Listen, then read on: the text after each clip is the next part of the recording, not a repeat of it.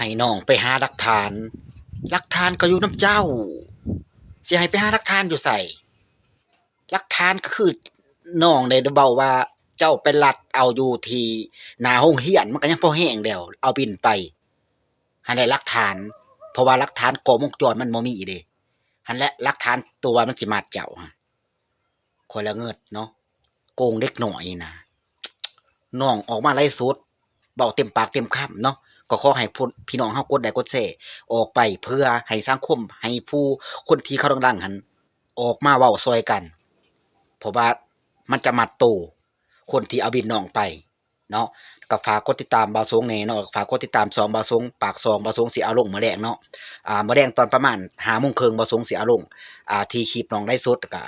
ที่คลิปกับบ่าวสงแหน่เนาะเว้าเป๊ะๆเว้าตรงกันกับคลิปที่น้องไลฟ์สดเลยเนาะ